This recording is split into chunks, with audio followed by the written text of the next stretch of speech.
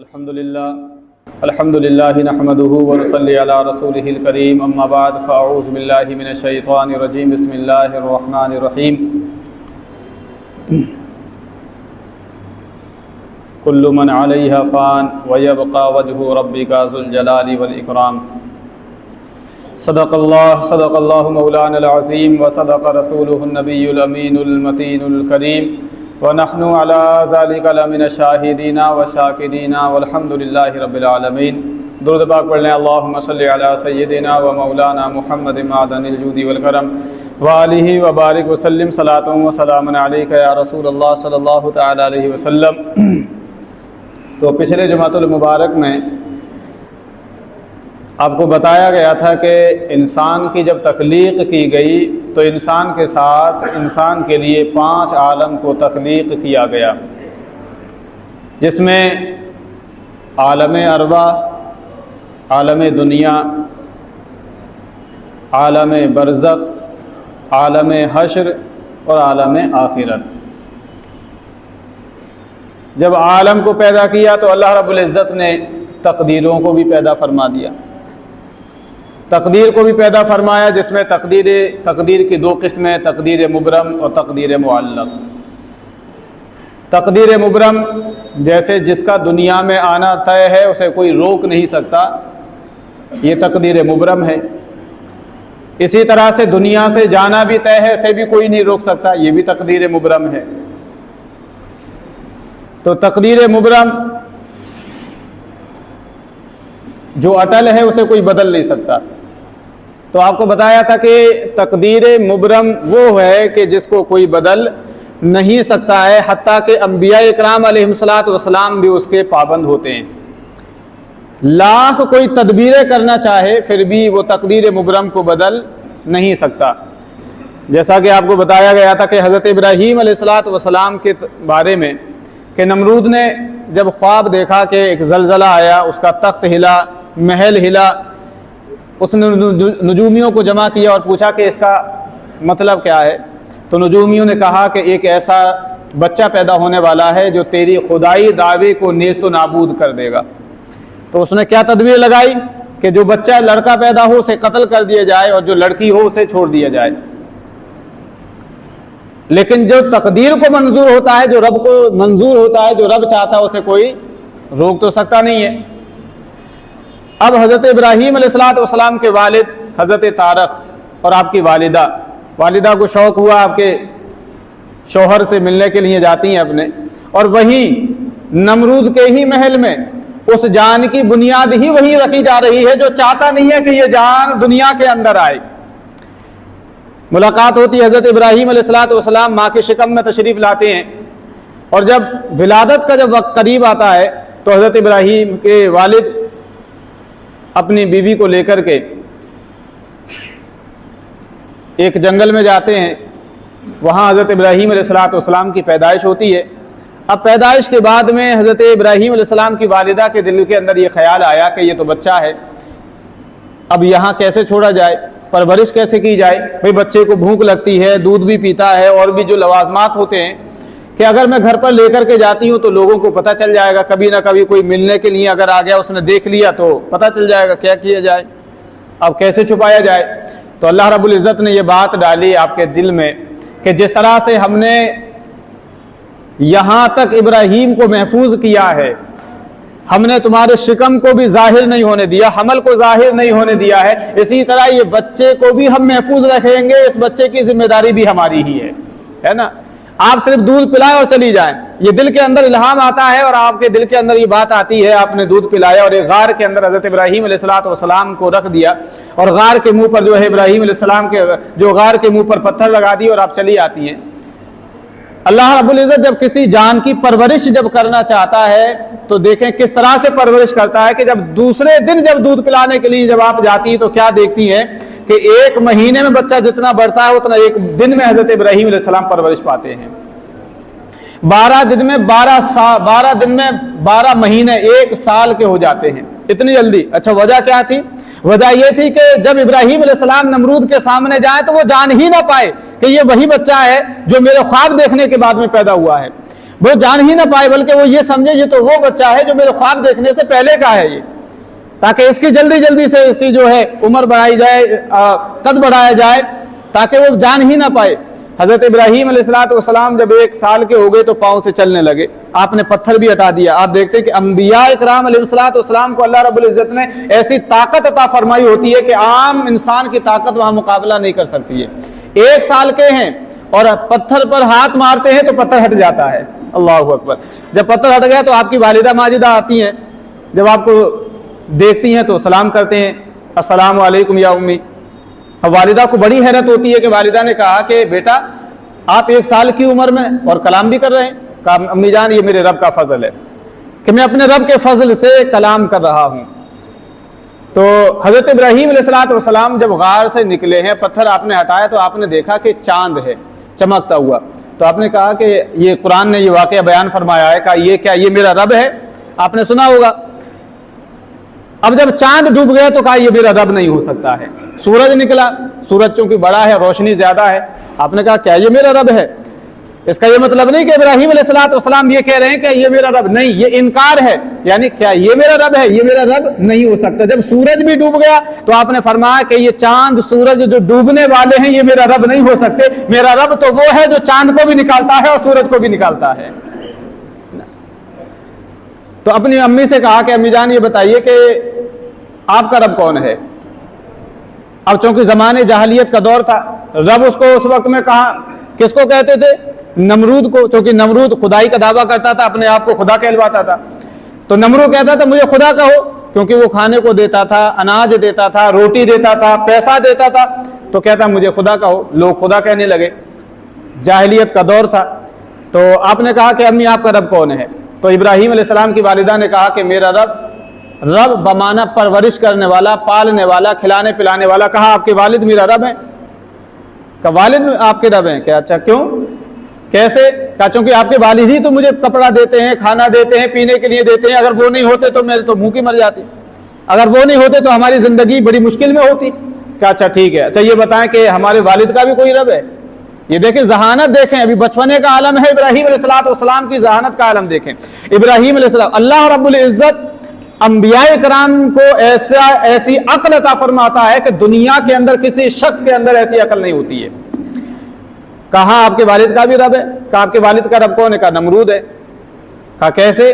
کہا نمرود ہی تو جو ہے کھانے کے لیے دیتا ہے، اناج دیتا ہے، پیسہ دیتا ہے، اگر نمرود نہیں ہوتا تو ہم لوگ بھوکے مر جاتے، وہی تو سب کو جو ہے روزی دیتا ہے، وہ ہمارا خدا ہے۔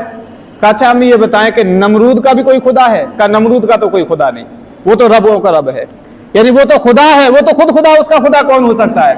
اب آپ دیکھیے یہاں پر کتنا خوبصورت جب سوال کرتے ہیں، اچھا امی یہ بتائیے آپ حسین ہیں یا میں زیادہ حسین ہوں؟ کہا بیٹا آپ زیادہ حسین ہیں میرے سے، آپ زیادہ حسین ہیں، آپ زیادہ خوبصورت ہیں، اللہ نے جو آپ زیادہ خوبصورت ہیں۔ کہا اچھا ٹھیک ہے، اب یہ بتائیں کہ آپ زیادہ حسین ہیں یا والد زیادہ حسین ہیں؟ کہا آپ کے والد سے تو میں زیادہ حسین ہوں۔ کہا اچھا والد زیادہ حسین ہے یا نمرود زیادہ خوبصورت ہے؟ کہا نمرود سے تو والد زیادہ حسین ہیں آپ کے، نمرود سے تو والد زیادہ خوبصورت ہیں۔ کہا امی جان پھر یہ بتائیے کہ یہ کیسا خدا ہے کہ جس نے آپ کو حسین بنایا، مجھے حسین بنایا، والد کو حسین بنایا اور خود بدشکل رہ گیا ہے؟ وہ خود کالا ہے، خود سیاہ فام ہے، وہ کیسا خدا ہو سکتا ہے جس نے مجھے بھی خوبصورت بنایا، آپ کو بھی خوبصورت بنایا، والد کو خوبصورت بنایا اور خود جو بدشکل رہ گیا، خود کالا رہ گیا؟ کہا پھر نمرود کا خدا کون ہے؟ کہا نمرود کا بھی خدا وہی ہے جس نے نمرود کو بھی پیدا کیا ہے، جس نے مجھے بھی پیدا کیا، آپ کو بھی پیدا کیا، والد کو بھی پیدا کیا ہے۔ فرمایا کہ ہم سب کا خدا ایک ہی ہے جس نے ہم سب کو پیدا کیا ہے، وہ وحدہ لا شریک ہے۔ ایمان لے کر کے آگے تو حضرت ابراہیم علیہ السلام، اب دیکھیں تو یہ کیا ہے؟ تقدیر، یعنی اگر کوئی تدبیر لاکھ کرنا، نمرود نے لاکھ کوشش کری ابراہیم علیہ السلام پیدا نہ ہو، لیکن رب کو منظور تھا کہ ابراہیم علیہ السلام پیدا ہو، تو ابراہیم علیہ السلام پیدا ہوئے۔ بات سمجھا؟ اب فرعون کو آپ دیکھ لیجئے، فرعون نہیں چاہتا تھا موسیٰ علیہ السلام پیدا ہو، لیکن موسیٰ علیہ السلام اسی کے گھر میں ہی پرورش کر رہے ہیں جو چاہتا نہیں ہے موسیٰ علیہ السلام پیدا ہوں، اور اسی کے گھر میں، دشمن کے ہی گھر میں رب تبارک و تعالیٰ موسیٰ علیہ السلام کی پرورش کر رہا ہے۔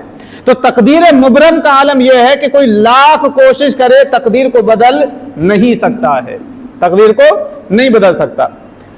البتہ تقدیر معلق جو ہے، دوسری قسم جس کی ہے تقدیر معلق، وہ دعاؤں سے ٹل جاتی ہے۔ اسی کے بارے میں میرے آقا صلی اللہ علیہ وسلم نے فرمایا کہ تقدیر کو کوئی نہیں بدل سکتا، لیکن دعا کے ذریعے تقدیر کو بدلا جا سکتا ہے، تقدیر معلق کے ذریعے۔ اب تقدیر میں جو ہے، اب صحابہ اکرام نے عرض کی یا رسول اللہ صلی اللہ علیہ وسلم، اب جب جو تقدیر میں ہے پھر ہم وہ کرتے کیوں ہیں؟ جب سارا سب کچھ تقدیر میں لکھا ہی ہوا ہے تو پھر ہم اعمال کیوں کرتے ہیں؟ تو آقا علیہ السلام نے فرمایا کہ اعمال کرو، نیکیاں کرو، کیونکہ نیکیاں کرنا، اعمال کا کرنا بھی یہ بھی تقدیر کا حصہ ہے۔ سمجھا؟ کہ یا رسول اللہ جب موت آنی ہی ہے، جو تقدیر میں لکھا ہے کہ موت آنی ہے، تو ہم جب بیمار پڑتے ہیں تو پھر دوا کیوں لیتے ہیں؟ پھر علاج کیوں کراتے ہیں؟ اب جب موت آنی ہی ہے تو پھر علاج کیوں کراتے ہیں؟ تو یا رسول اللہ پھر ایسا کیا ہے؟ تو آقا نے فرمایا کہ علاج کراؤ، چونکہ علاج کرانا بھی تقدیر کا حصہ ہے۔ بات سمجھے؟ علاج کرانا بھی تقدیر کا حصہ ہے۔ تو فرمایا کہ تقدیر معلق یہ ہوتی ہے کہ دعاؤں سے ٹل جاتی ہے۔ مثال کے طور پر کہ آج آپ کی تقدیر میں لکھا ہوا تھا کہ آج آپ کو صبح سے لے کر شام تک کوئی کھانا نہیں ملے گا، تقدیر میں لکھا ہے کہ آج آپ بھوکے رہیں گے، لیکن آپ نے کوئی نیکی کر دی، کسی کی ہیلپ کر دی، کسی کی مدد کر دی، کسی بھوکے کو جو ہے کھانا کھلا دیا، کسی کی مدد کر دی پیسے سے، اللہ رب العزت نے فرمایا فرشتوں اس نے جو نیکی کی ہے اس کی تقدیر کو مٹا دو اور لکھ دو کہ تھوڑی دیر کے بعد میں اس کو کھانا مل جائے گا۔ یہ تقدیر معلق ہے، یعنی یہ بدل جاتی ہے، دعاؤں سے بدل جاتی ہے۔ اسی طرح سے آپ کے اولاد نہیں تھی، اللہ نے آپ کے نصیب میں اولاد نہیں لکھی، لیکن کسی ولی کامل کے پاس گئے، انہوں نے دعا کر دی کہ جا اللہ تجھے اولاد دے گا، اللہ نے فرمایا کہ اچھا ٹھیک ہے، اس کی تقدیر میں اولاد تو نہیں تھی، لیکن فلاں ولی کی دعا سے ہم نے اس کی دعا کو قبول کر لیا، اس کے نصیب میں اولاد لکھ دی جائے۔ سبحان اللہ، بات سمجھ رہے ہیں؟ تو یہ تقدیر معلق ہے۔ اسی وجہ سے کہ انسان جب بیمار ہوتا ہے تو دعا کری جاتی ہے، دعا کے ذریعے سے بیماروں کو شفا مل جاتی ہے۔ بات سمجھ رہے ہیں؟ حضور نے فرمایا دعا کیا کرو، چونکہ دعا کرنا بھی یہ بھی تقدیر کا حصہ ہے۔ یہی تو تقدیر معلق اسی کو بولتے ہیں کہ دعا کے ذریعے سے بہت ساری چیزیں معاف ہو جاتی ہیں، بہت ساری چیزیں انسان کو عطا کر دی جاتی ہیں۔ تو فرمایا کہ یا رسول اللہ صلی اللہ علیہ وسلم، تو پھر جب تقدیر میں ہے تو اللہ رب العزت نے یہی تو چاہتا ہے کہ وسیلہ، فرمایا کہ تقدیر تو ہے، بندہ گنہگار ہے، حضور فرماتے پھر دعا کیوں کریں ہم؟ یہ تو تقدیر میں لکھا ہوا ہے کہ جو ہونا ہے، جو جیسا ہونا ہے وہ ہوگا۔ میرے آقا صلی اللہ علیہ وسلم نے فرمایا کیونکہ دعا کرو، دعا کرنا بھی تقدیر کا حصہ ہے۔ اللہ رب العزت نے فرمایا کیا نام ہے کہ بندہ گنہگار ہے، گناہ کر لیا ہے، لیکن کوئی میں چاہتا ہوں کوئی سفارشی بھی کھڑا ہو جائے، کوئی دعا کر دے کہ یا اللہ یہ بندہ گنہگار ہے، لہٰذا اس کے گناہوں کو بخش دے، اگر میں تیری بارگاہ میں محبوب ہوں۔ اللہ فرماتا ہے اچھا چلو ٹھیک ہے، بندہ تو کہتا ہے نا تو محبوب ہے، میں تجھے پسند کرتا ہوں، لہٰذا تیری بات نہیں ٹالی جائے گی، تو کہتا ہے تو تیری مغفرت پر، تیرے وسیلے سے اس کی مغفرت کر دی جاتی ہے۔ یہ کیا ہے؟ تقدیر معلق ہے۔ حضرت تقدیر مبرم کوئی ٹالنے، انبیاء اکرام علیہ الصلوۃ والسلام بھی اس کے پابند ہیں، حتیٰ کہ انبیاء بھی اس کے پابند ہیں۔ حضرت موسیٰ علیہ الصلوۃ والسلام کے پاس میں مثال کے طور پر حضرت موسیٰ علیہ السلام کے پاس میں انسانی شکل میں ملک الموت تشریف لے کر کے آئے اور کہا کہ اے موسیٰ میں ملک الموت ہوں، آپ کی روح قبض کرنا چاہتا ہوں۔ کہ اچھا میری روح قبض کرنے کے لیے آیا ہے؟ آپ نے ایسا تھپڑ مارا کہ آنکھ نکل کر کے باہر آ گئی۔ اللہ کی بارگاہ میں گئے، یا اللہ تیرے موسیٰ کلیم نے تو جو ہے ایسا تھپڑ مارا میری آنکھ نکل کر کے باہر آ گئی۔ کہا کس شکل میں گئے تھے؟ انسانی شکل میں گیا تھا۔ کہا انسانی شکل میں کیوں گئے؟ اب ملکوتی شکل میں جاتے، فرشتوں والی شکل میں جاتے، انسانی شکل میں کیوں گئے؟ آنکھ درست کی گئی۔ کہا پھر جاؤ، اب جانا فرشتے والی شکل میں۔ جب دوبارہ آئے یار موسیٰ علیہ السلام کی بارگاہ میں، کہا کہ میں روح قبض کرنا چاہتا ہوں، ملک الموت ہوں۔ کہا اچھا ٹھیک ہے، روح قبض کر لیے۔ اب روح قبض کرنا چاہتے ہیں فرشتے، روح قبض ملک الموت روح قبض کرنا چاہتے ہیں، لیکن روح نکل نہیں رہی ہے، روح نکل نہیں رہی ہے۔ اب یہاں آپ یہ اندازے لگائیے کہ موسیٰ علیہ الصلوۃ والسلام کی طاقت فرشتے کی طاقت سے کتنی زیادہ ہے، یعنی کہ نبیوں کی طاقت فرشتوں سے بھی زیادہ ہوتی ہے۔ حالانکہ فرشتوں میں بھی رسول ہوتے ہیں، اور حضرت میکائیل، حضرت اسرائیل علیہ السلام جو ہیں یہ رسول ہیں، روح نکالنا چاہتے ہیں، روح نکلتی نہیں ہے۔ حالانکہ آقا علیہ السلام فرماتے ہیں کہ فرشتے کی طاقت کا عالم یہ ہے کہ اگر وہ زمین پر اپنا پر مار دے تو زمین ریزہ ریزہ ہو جائے، پہاڑ ریزہ ریزہ ہو جائے، لیکن روح نکالتے، روح نکل نہیں رہی ہے۔ یا اللہ تیرے موسیٰ کی تو روح نہیں نکل رہی۔ کہا لگتا ہے کہ موسیٰ دنیا کے اندر رہنا چاہتے ہیں، ایسا کرو ایک بھیڑ لے جاؤ اور موسیٰ علیہ السلام سے کہو اس پر ہاتھ پھیریں، جتنے ہتھیلی کے نیچے آپ کے بال آ جائیں گے اتنے سال دنیا کے اندر آپ کو اور جینے کی مہلت دی جائے گی۔ کہا پھر آ جائے گا اس کے بعد میں؟ کہاں پھر آ جاؤں گا اس کے بعد میں؟ کہا اگر پھر آنا ہے تو پھر لے چلو۔ پھر آپ چلے گئے تو فرمایا کہ طاقت اتنی۔ حضرت ابراہیم علیہ الصلوۃ والسلام کے پاس میں فرشتہ آیا روح نکالنے کے لیے، روح نکالنا چاہتے لیکن نہیں نکال پا رہا ہے۔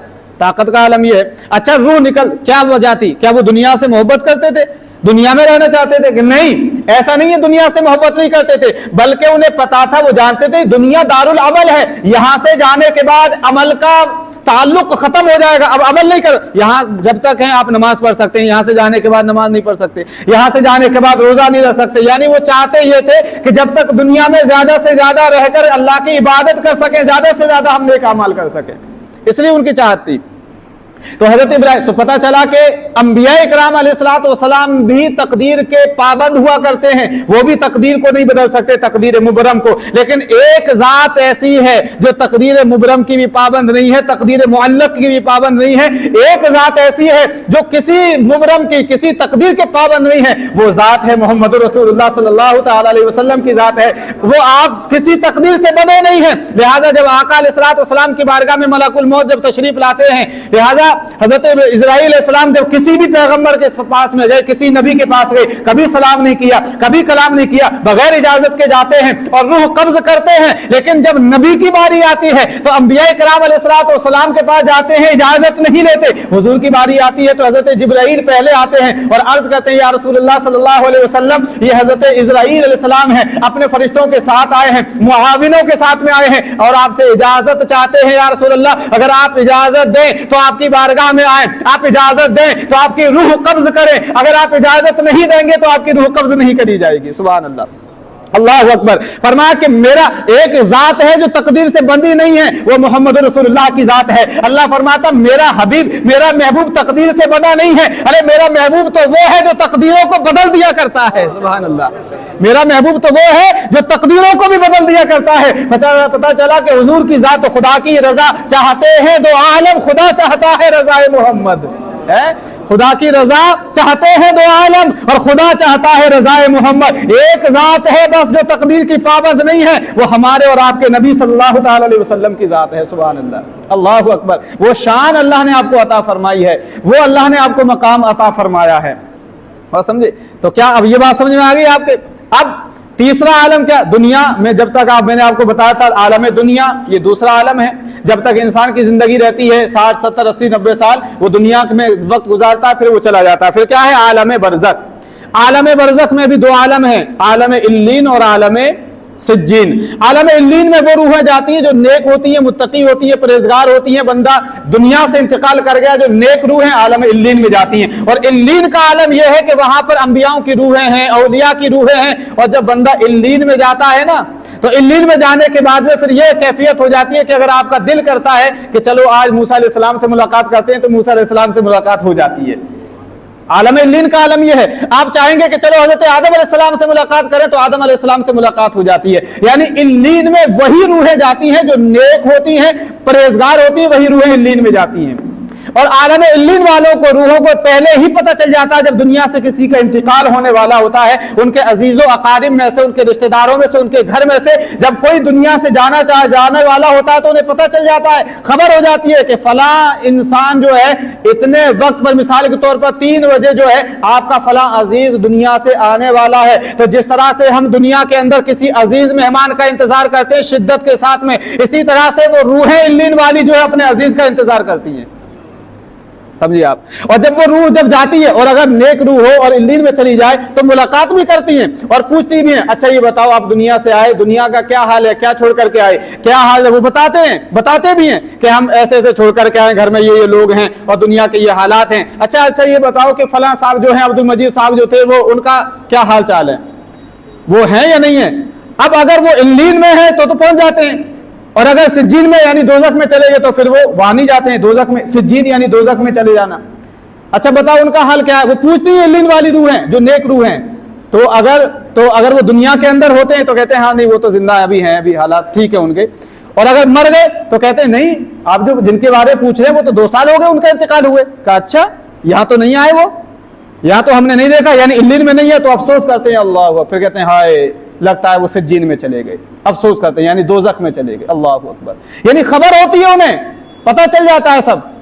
और फिर इल्लीन वाली रूहों को ये अल्लाह रब्बुल इज्जत ने हस्बे मरातिब ये मर्तबे दिए होते हैं कि वो दुनिया से भी ताल्लुक रखते हैं और आलम बरज़ख से भी ताल्लुक रखती हैं।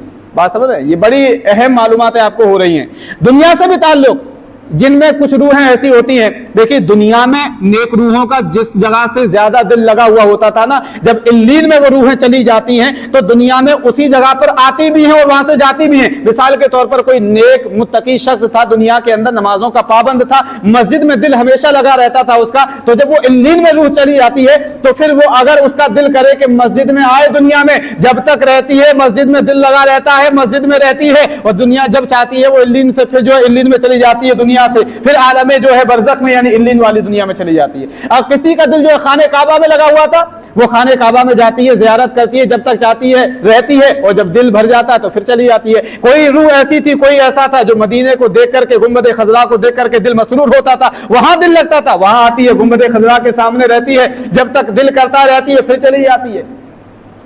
तो बाज रूहों का तो आलम यह है, और जिनमें अंबिया इकराम का तो ताल्लुक यह है कि अंबिया इकराम को तो यह मरातिब हासिल है कि जब तक चाहें दुनिया में, जब तक चाहें रहें, जब चाहें लीन में चले जाएं, और अंबिया इकराम की रूहों को तो यह शरफ हासिल होता है एक वक्त में आलम बरज़ख में भी है, और उसी वक्त में कब्र में भी है, उसी वक्त में दुनिया में भी है, उसी वक्त में जन्नत में भी है, यानी एक वक्त में कई जगह पर ये अंबिया के मरातिब हासिल हैं। मेरे आका सल्लल्लाहु तआला अलैहि वसल्लम फरमाते हैं कि जब मैं मेराज की रात, जब मैं सफर पर गुजरा, जब मैं मेराज की रात जा रहा था, मरतु इला कब्र मूसा व हुवा काइम युसल्ली, तो मैंने देखा मूसा अलैहिस्सलाम को कि वो अपनी कब्र में खड़े होकर के नमाज पढ़ रहे हैं, सुभान अल्लाह। और जब देखे कब्र में भी नमाज पढ़ रहे हैं, मस्जिद अक्सा में पहुंचे तो वहां भी मूसा अलैहिस्सलाम मस्जिद अक्सा में है, और फिर आसमानों पर पहुंचे वहां भी मूसा अलैहिस्सलाम मौजूद हैं। तो अंबिया इकराम को यह शान हासिल है, एक ही वक्त में आसमानों पर भी है, कब्र में भी है, जन्नत में भी है, और दुनिया में भी है, यानी जहां चाहे जा सकते हैं।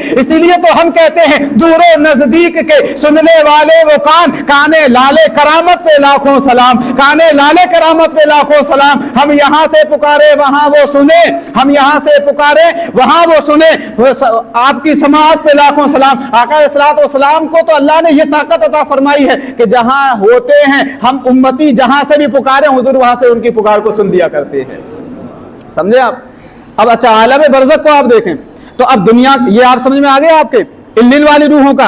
अच्छा ये तो रहा, इसी तरह से औलिया इकराम की जो रूहें हैं, औलिया इकराम की रूहें भी दुनिया में आती हैं, और जब तक उन दुनिया में चाहती हैं रहती हैं, फिर इल्लीन में चली जाती हैं, यानी उनको भी अल्लाह ने ये मर्तबे, ये तो बड़े मरातिब वालों की शान है, जो आम रूहें इल्लीन में रहती हैं कम मर्तबे वाली, उनको भी अल्लाह फिर ये मर्तबा ये इजाजत दे देता है कि वो चाहे तो अपने घरों पर चली जाती हैं। और एक हदीस पाक में आता है, फरमाते मेरे आका सल्लल्लाहु अलैहि वसल्लम के इल्लीन में से रूहें शबे यानी जुमेरात के दिन में आती हैं, और हर जुमेरात को आती हैं जोहर या असर के बाद में, और शाम तक रहती हैं, फिर वो चली जाती हैं अपने अपने घरों पर। तो वो आकर के देखती हैं कि जो दुनिया के अंदर मशगूल रहते हैं, काम काज कर रहे हैं, तो वो आकर के कहती हैं, ए मेरे घर वालों, तुम भी इसी काम में मशगूल रहे हो, लिहाजा हमारे लिए अमल करो, हमारे लिए अच्छे अमल करो, इसाले सवाब करो, क्योंकि आपका ये जो पैसा है हमारे कोई काम नहीं आएगा, लिहाजा आप अमल करोगे वो हमारे काम आएगा। और अगर वो घर वाले उसके लिए इसाले सवाब करते हैं, दुआ करते हैं, तो फिर उनको फायदा पहुंचता है, खुशी खुशी वापस जाती हैं। और जो क्या नाम है इसाले सवाब नहीं करते तो मायूस होकर के जाती हैं और कहती है अफसोस की बात है, हमने भी लापरवाही में जिंदगी गुजार दी, तुम भी लापरवाही में जिंदगी गुजार रहे हो। ये अलग बात है, हम उन्हें देख नहीं पाते, सुन नहीं पाते, लेकिन वो कहते हैं, और इसी अफसोस के साथ में वो जाती हैं वहां से।